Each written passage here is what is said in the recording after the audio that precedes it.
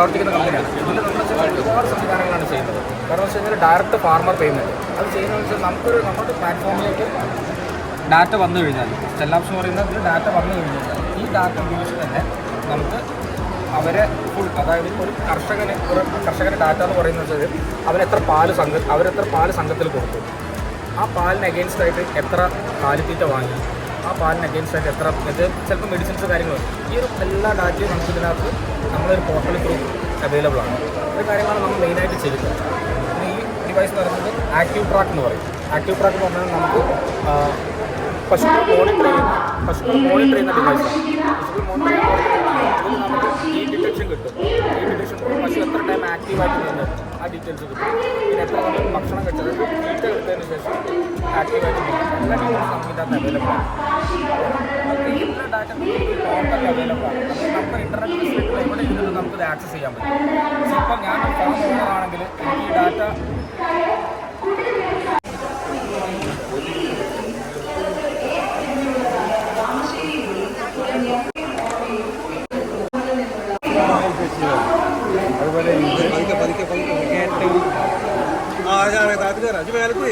ഇതൊക്കെയാണ് അന്നത്തെ ഏറ്റവും ഫേമസ് ആയ മിഠായികൾ. കടിച്ചാൽ പിടിച്ച് അതുപോലെ വലിയ മിഠായികൾ ഇതൊക്കെ അന്ന് ഫേമസ്. അത് നോക്കണം.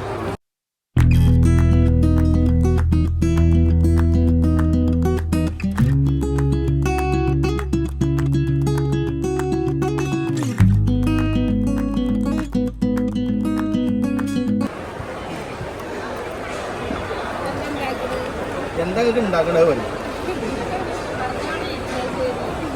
നിങ്ങൾ പറയുന്നത് എൻ്റെ കയ്യും മനസ്സുണ്ട്. അപ്പം ഞാനൊക്കെ ആയില്ല എന്നാൽ അതേപോലെ ഉണ്ടാക്കാം കേട്ടോ. എഴുതി വന്നിട്ട് ഉണ്ടാക്കാം കേട്ടോ. ഇത് നമുക്ക് കുറേ നേരം പണിയെടുക്കാം. കാരണം കളി മണ്ണ് ഉറപ്പില്ല. മറ്റേ മണ്ണ് ആകെ ചളിയാണ്. നമ്മൾ ചെയ്ത്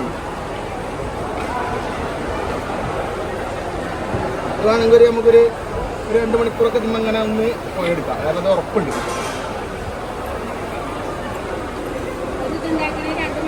അത് വേണ്ട. ഇതെന്താ പറയുക, നമ്മളിങ്ങനെ ആൾക്കാർക്ക് കാണിച്ചു കൊടുക്കില്ല. അപ്പോൾ കുറേ മണ്ണ് നമുക്ക് കൊണ്ടുവരാൻ പറ്റില്ല.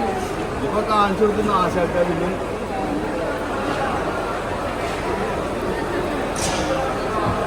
അല്ല കുട്ടികളൊക്കെ ചോദിക്കുന്നുണ്ട് പോ എങ്ങനെയാണ് ഇത് ഉണ്ടാക്കുന്നതെന്ന്. കുറേ ഇയാളെ ഞാൻ പറയും ഒരു കോളേജിൽ അവിടെ നമ്മളെ കാളിയാവൂർ കോളേജിൽ വിളിച്ചു അവിടെ പോയി കാണിച്ചിട്ടുണ്ട്. കാളികാവിൽ കോളേജിൽ ഇതേമാതിരി കാണിക്കാൻ വേണ്ടി പോയിന്നല്ലേ.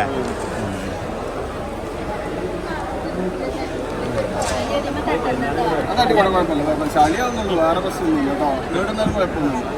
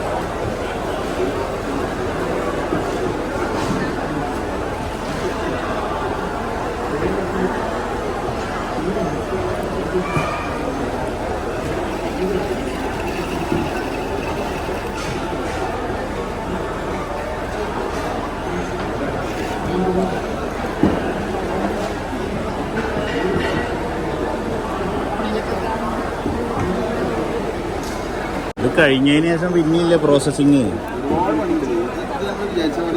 അല്ല ഇതിങ്ങനെ ഇതുമെന്ന് എടുത്തതിന് ശേഷം പിന്നെ എന്തൊക്കെ ചെയ്യാം?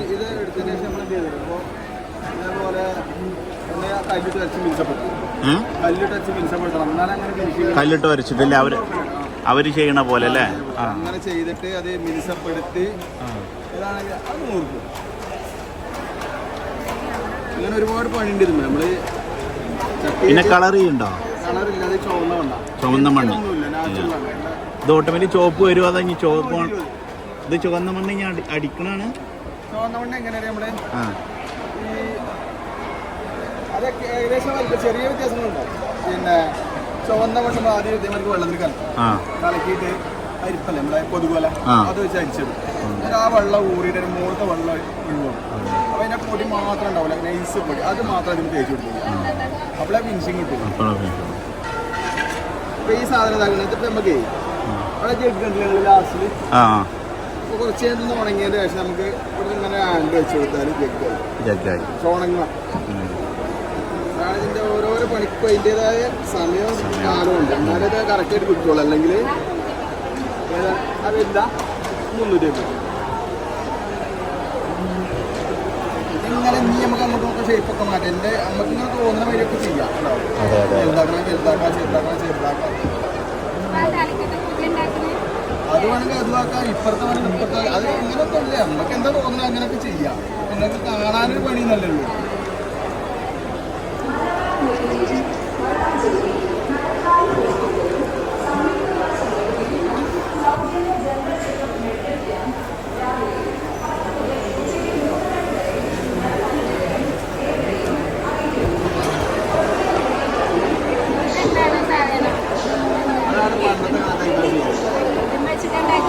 നമ്മളിതിപ്പോൾ എന്താ പറയുക കാലുമ ചവിട്ടിയത് ഇങ്ങനെ കറക്കും. മറ്റേ ഞാൻ തന്നെ കറക്കുമാണ് ചെയ്യണം. ഒരുപാട് ഞാൻ ചെയ്യും. നടുവിൽ മണ്ണിൽ അതാണ്. പിന്നെ കറണ്ട് ഉണ്ടാകുമ്പോൾ നമുക്ക് ഇങ്ങനെ നമ്മളെ സ്പീഡ് കൺട്രോൾ ചെയ്യാൻ കഴിഞ്ഞാൽ മതി.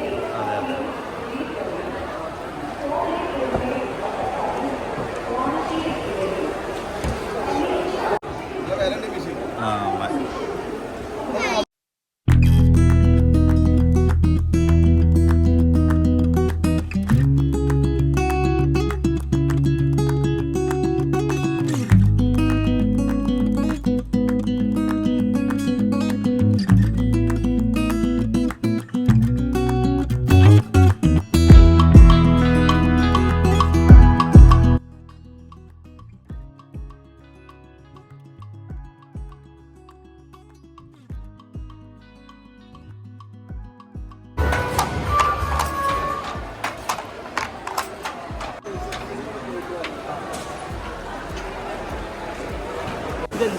തേനാണ്, നാടൻ തേൻ.